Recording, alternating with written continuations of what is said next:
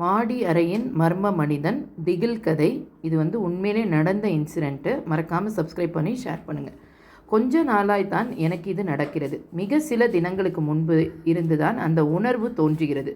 அது வரும்பொழுது எல்லாம் என் நிம்மதி பறிபோய் என்னை பரிதாப ஜீவனாக தவிக்க வைக்கிறது. என்னால் இந்த இதய பிசைவை தாங்க முடியும் என்று தோன்றவில்லை.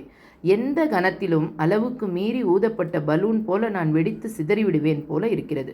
அதன் ஆரம்ப அறிகுறியாகத்தானோ என்னவோ எனது உடல் எடையை இழக்கத் தொடங்கி உள்ளது.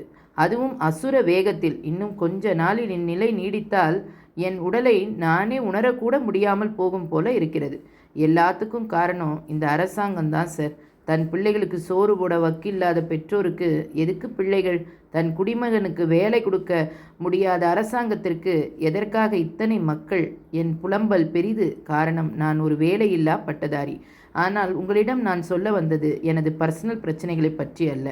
மாறாக எனக்கு சில தினங்களாக நடக்கும் அந்த விசித்திரங்களை பற்றி. குறிப்பாக மாடி வீட்டில் அந்த அந்நியன் குடிவந்ததிலிருந்து. என் பெயர் ரமேஷ். நான் தூத்துக்குடி பக்கம் உங்களால் அறிந்து கொள்ள முடியாத ஒரு கிராமத்தை சேர்ந்தவன். படித்துவிட்டு வேலை தேடும் லட்சோப லட்சம் பாவிகளில் ஒருவன். எல்லோரையும் போல நானும் இறுதியில் படையெடுத்தது ஆபத்தாந்தவன் சென்னையை நோக்கித்தான். இன்னொரு முக்கிய காரணம், அங்கேதான் எனது நண்பன் சரவணன் இருக்கிறான். என்னை போல விஐபியாக சென்று அங்கே தடுமாறி இப்போ ஏதோ ஒரு கம்பெனியில் அக்கவுண்ட்ஸில் நல்ல வேலையில் இருக்கிறான்.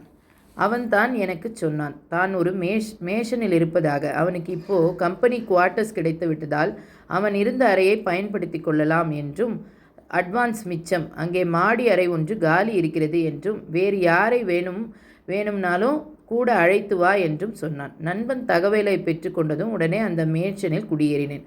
ஒரு முறை வந்து பார்த்துவிட்டு ஏற்பாடுகள் செய்துவிட்டு சென்றான் சரவணன். அந்த மேன்ஷனை பற்றி நான் சொல்லியாக வேண்டும். என்னை பற்றியும் தான். சென்னையில் ஒரு ஒதுக்குப்புறத்தில் இருந்த அந்த கட்டிடம் கட்டப்பட்ட ஆண்டு நிச்சயம் ஆங்கிலேயன் நடை போட்ட ஏதோ ஒரு ஆண்டு. உள்ளே பகலிலேயே இருட்டு எஃபெக்ட் நமக்கு பழைய சத்யஜித்ரே படங்களை நினைவுபடுத்தும். உள்ளே ஹாலில் தான் மாடிக்கு செல்லும் படிகள் அமைக்கப்பட்டிருந்தன. அவைகள் அந்த கால ஸ்டைலில் அமைக்கப்பட்ட மரப்படிகள். அவைகளை பார்க்கும் பொழுதே எல்லாம் இதில் மனிதன் ஏறினால் எப்படி சத்தம் வரும் என்று ஒரு ஆவல் வருவதை என்னால் தடுக்க முடியாது. மாடி அறையில் நான் வந்ததிலிருந்து நீண்ட நாளுக்கு யாருமே வந்தது கிடையாது. ஒவ்வொரு நாளும் நான் வேலை தேடி அலைந்து களைத்து வரும்பொழுதும் என்னை வரவேற்பது அந்த ரிசப்ஷனில் இருக்கும் ஒரு வயதான கிழவன் தான். அவன் பேசி நான் கேட்டதாக நினைவில்லை. பேசுவானோ என்று தெரியவில்லை. அப்புறம் ஒரு விஷயம், என்னை பற்றி ஒரு கேவலமான உண்மை. உங்களிடம் சொல்லாமல் மறைக்கலாம் என்று தான் உள்ளம் சொல்லுகிறது.